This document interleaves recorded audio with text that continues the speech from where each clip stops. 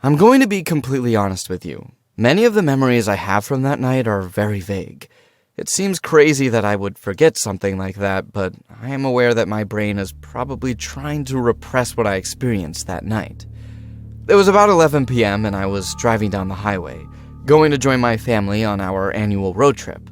I should have joined them much earlier, but I had a lot of work to finish at the office before I could finish my vacation. After many hours without taking a break, I was able to leave and was ready to join my family.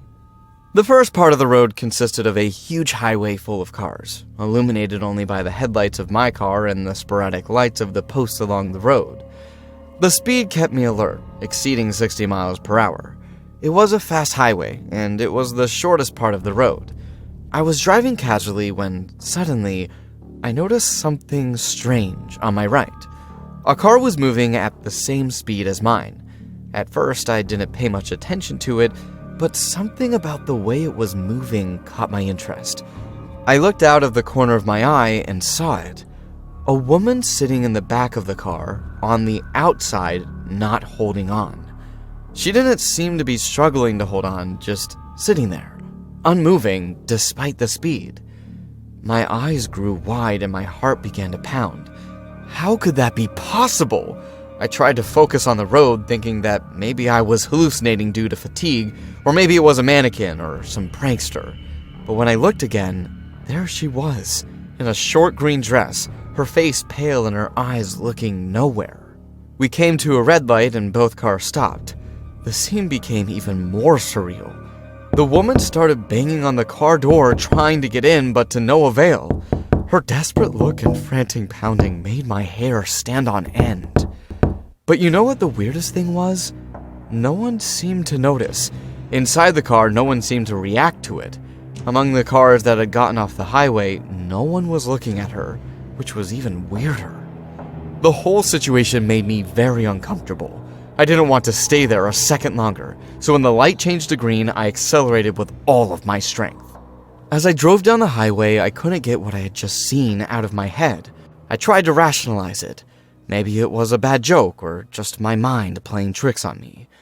None of those explanations made sense, so I came to the conclusion that it was simply a situation I didn't understand, which could happen.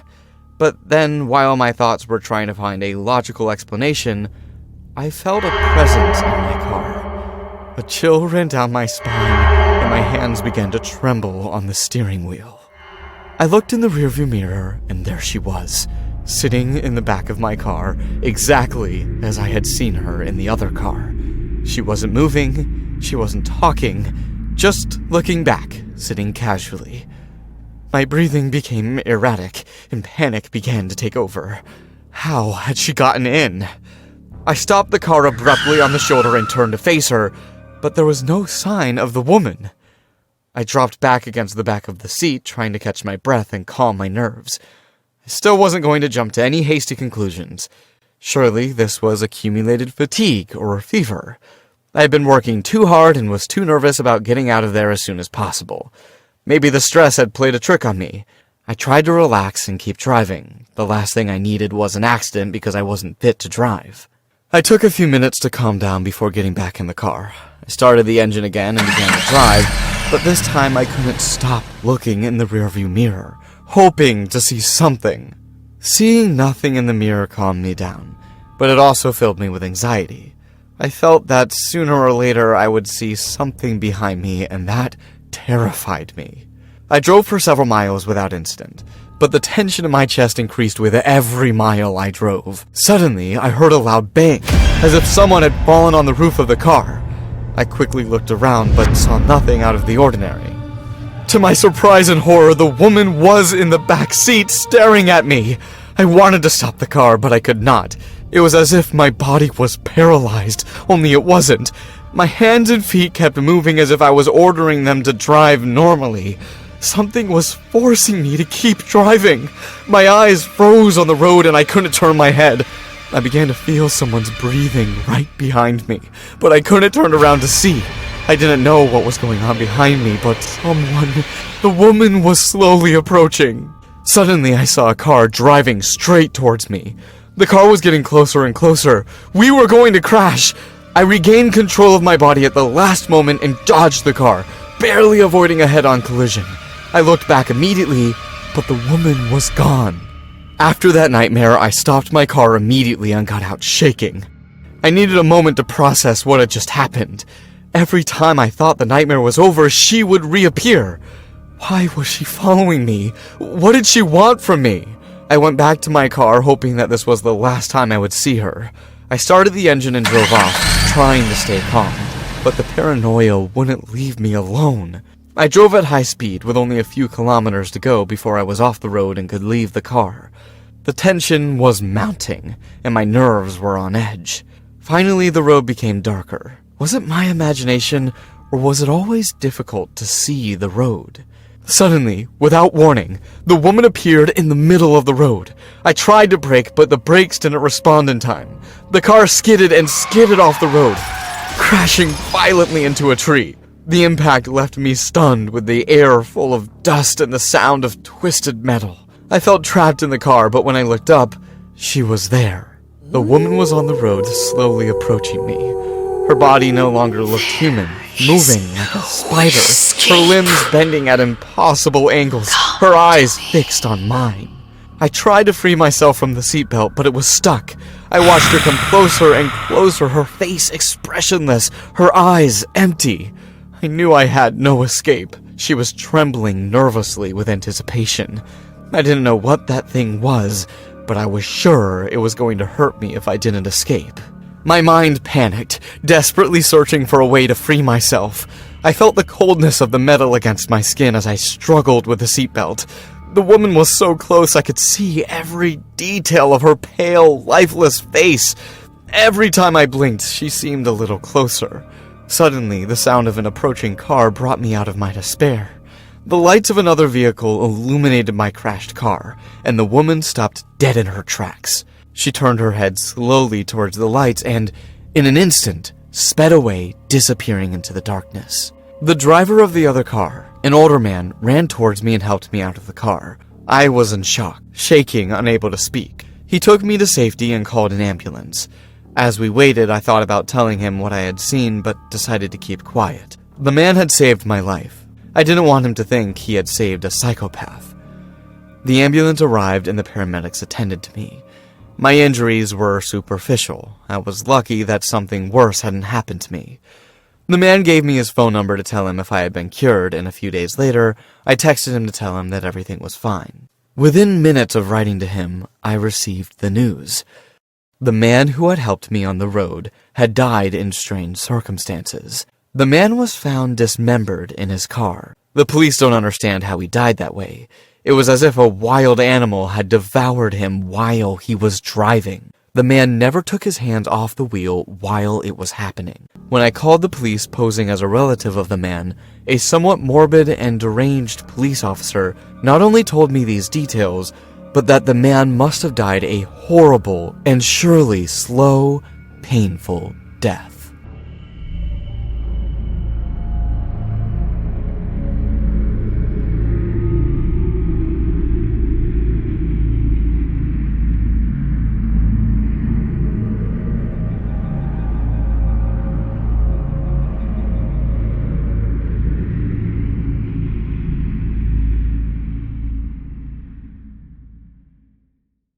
When I say the word an unsinkable ship, I know most of you think about the RMS Titanic.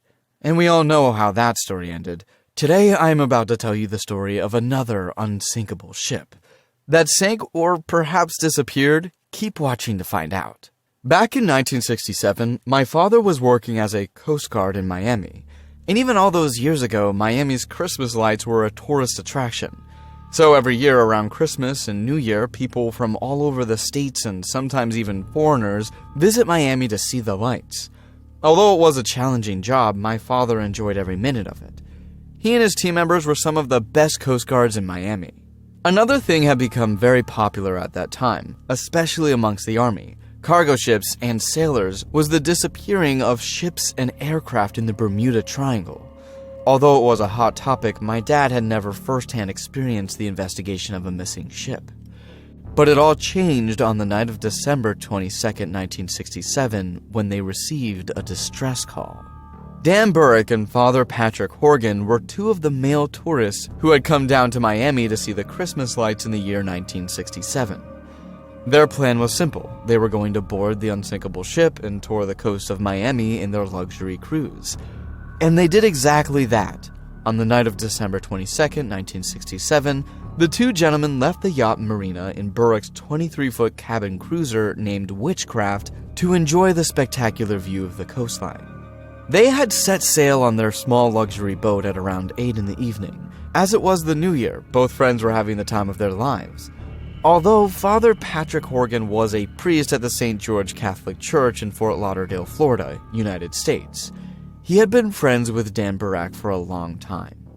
On the other hand, that week was pretty busy for my dad and his team as they had to deal with reckless sailors and stranded swimmers.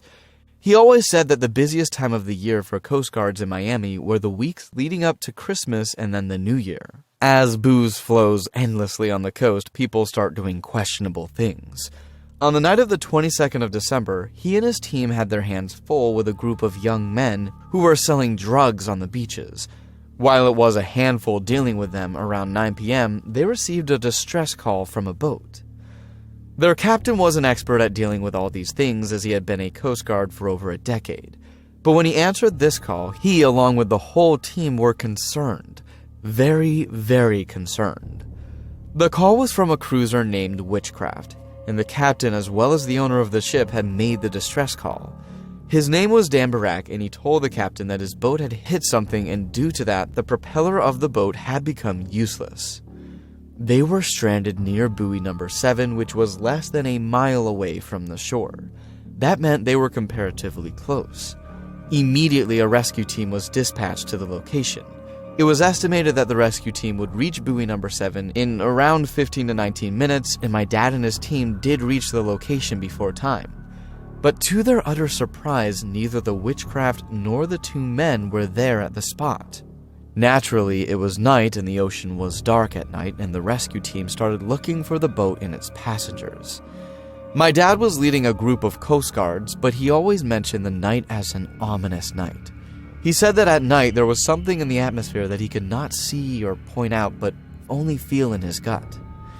Not just him, but his entire team was feeling something was off, nor could they find the two men. A couple of hours passed and there was no sign of Dan Burrick or the priest, and that's when the team knew something was terribly wrong. The current, which were calm some time ago, had suddenly turned rough, and it felt as if the sea was pulling them into it. The captain decided to call off the rescue mission, and they headed back to the shore. Once they were on the shore, they informed the higher authorities, and the search operation was expanded to 1,200 square miles that night. And each member involved in the search operation said that they felt something in the air and the water that night. One thing that was in the back of everyone's mind, but now was talking about, was the fact that the area they were searching in was in the Bermuda Triangle. Witchcraft was swallowed by the Bermuda Triangle. My dad always told me, "Son, do whatever you want, but do not play with the forces of nature. You never know what might happen." And in this story too, it feels like they were against forces of nature they could not compete with. The next day, deep divers and aerial searches were conducted too. Nothing was found tracing back the unsinkable boat and the two men sailing on it. Dad always wondered what might have happened in those 15 minutes between the distress call and the rescue team reaching there. The boat had multiple safety rafts on the boat, and Dan did not even fire a flare gun. They just disappeared into thin air. Almost the whole coast of Florida was searched for these two men, but nothing was ever found. I remember my father returning home distressed and heartbroken. He had saved so many lives before this incident, and even after that, but I had never seen him so hopeless before. Finally, after a week of intense and exhausting search missions, the case was closed, and Witchcraft was forever remembered as the ship that went in smoke. No parts of the ship were ever found, not on any nearby shores, floating in the sea or the seabed. It was as if the ship was never there in the first place. Many people tried to find the truth behind this case, but nothing was ever proven. But I have a couple of theories of my own, as someone who had seen the happenings of this case up close. And over the years, my father and I too have discussed endless possibilities. I think there is something in the Bermuda Triangle that is yet to be discovered by modern-day science, and that could have been the reason for the disappearance of this boat and many others. However, that's only one of my theories. I also think that it could be extraterrestrial abduction, teleportation, or even some connection to the parallel universe. I also think that the Bermuda Triangle is a gateway to something beyond our imagination. If you guys have any thoughts on this topic or have any insights on the boat witchcraft, do let me know. Also, what do you think would have happened that night?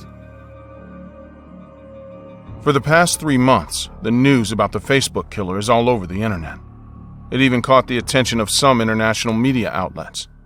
And this case is going overboard pretty fast. Last February, there was a new Facebook account that was opened in Georgia. At first, it was just like any normal account of someone called FBK.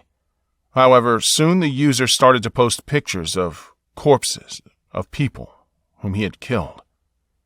The user tagged all the friends and family of the victim, and that is how we came to know about the Facebook killer. As a detective, I jumped straight into the case from day one. When the first complaint was filed in this very police station, I was given the responsibility to handle the case. But from that day till now, the Facebook killer has killed 7 people and posted about each murder on his Facebook account. And we, as police, could not do anything.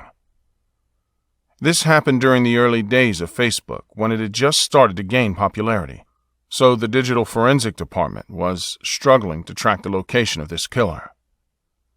One evening, I was just sitting at my desk at the police station doing some paperwork. Most of the station was empty, as most cops had left for home. Back then, I was around 33 years old and single. So when a stunning woman walked into the police station and sat in the chair opposite my desk, I was a bit awestruck. She had beautiful blonde hair, dark brown eyes, and a beautiful figure. But the thing I noticed a little too late was the fact that she was crying. "How may I help you, ma'am?" "What happened? Why are you crying?" I asked her. My natural protective instincts kicked in. "You need to arrest me. Now," the girl said while tears rolled down her eyes. "Ma'am, can you please tell me what happened? Why should I arrest you?" "Because I can't stop. I can't control myself." She still continued to cry her eyes out. Can't control doing what? This was getting more and more confusing with every passing minute. "I killed my mother, our driver, and the gardener. And you need to put me behind bars. I can't stop. I feel a strong urge to kill. Please, help me, detective." She begged me and sobbed at my desk. However, I was struggling to believe what this was. Why would someone turn themselves in after committing a murder, let alone beg a detective to put them in jail? Maybe this woman was mentally unstable and needed help. "Ma'am, you say you murdered 3 people. Can you please tell me where their bodies are, so we can confirm their death and proceed to arrest you?" She seemed to understand that. "Yes, they are at my home." Now, if she was mentally ill, she may be bluffing about the deaths, so we had to see the dead bodies to find out if she was lying or was a mentally ill person. "Well, can you take me to your home, where you've kept the dead bodies?" I asked her as patiently and carefully as I could. Being a detective had taught me enough on how to handle such matters. She sobbed for a while and then said, "Sure, detective." I knew it would be wise to take a few cops with me in case there were truly dead bodies out there, so I asked Steve and Marcus to accompany me to the woman's place. A couple of minutes later, we stopped in front of a big mansion on the outskirts of town. "Is this your house?" I asked the woman beside me. She still hadn't stopped crying. It was getting a bit annoying at this point. "Yes, this is my house." The 4 of us got out and walked into the property. "Where are the bodies, ma'am?" I asked her. "I buried the gardener and the driver in the backyard," she said, and started walking towards what I assumed was the backyard.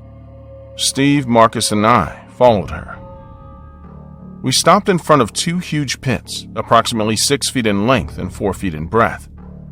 The pits were covered with mud, but anyone could easily tell that these weren't ordinary patches of mud. These were unmarked graves. "The bodies are down there," she confirmed. "And where is the body of your mother?" The woman started crying louder when I mentioned her mom. Maybe she truly killed her mother and now regrets her action. Anyway, I had to find the body and call for backup. "Please, come with me, detective. I will show you where her body is." "After you." I followed the woman 2 floors up into the mansion when she suddenly stopped and pointed a trembling finger toward a room at the end of the hallway. I walked cautiously towards the room and opened the door. It was a well-decorated room, but dimly lit, so I couldn't spot a dead body in there. I walked into the room and still couldn't find the dead body. That's when I saw another door in one corner. It must have been the bathroom, and that's where the dead body must be. I entered the bathroom, and before I could comprehend what was going on, there was a knife in my back. It all happened so fast that I didn't pay enough attention to what was going on outside of the room. The knife was stuck at an odd angle. My hands couldn't reach it. All I could hear was her high-pitched laughter. "Got you, detective. I got you before you could get me." She was laughing and laughing. No trace of a single tear from before. All I could do was manage to somehow get out of the bathroom into the main room. "I heard that you were looking for the Facebook killer. You were investigating my case, weren't you? But the poor detective had no luck. I bet you didn't expect the killer to be a woman. There is no gardener or driver out there, you know. Neither is there a body in the bathroom. I just wanted you alone, so I could finally kill the detective himself who was sniffing at my trail like an obedient dog. But turns out you're not so good at your job after all." She was rambling on and on about how she had me and how she was smarter than me, while I lie there on the floor face first. I was bleeding out, and I knew I would die if I didn't do anything. I knew my men down there wouldn't hear me scream or cry for help, and the backup team wouldn't make it here soon enough. I knew I was going to die, so I decided to ask her one question that had plagued my mind since I took up this case. "Why did you kill all those people? And why are you killing me now?" "Oh, detective, don't you get it? It's just for fun. It's amazing to see the life drain out of my victims. You know it's so fun to see you die, right now." She giggled even more and just sat there in a chair, staring at me, dying. That's when, with my dying breath, I pressed the panic button on my cell phone, and seconds later, I blacked out. A few weeks later, I woke up in a hospital. I don't know how I was saved or who saved me. All I knew is that the Facebook killer was caught, and I was alive to tell the story of how I almost died on duty at the hands of a serial killer.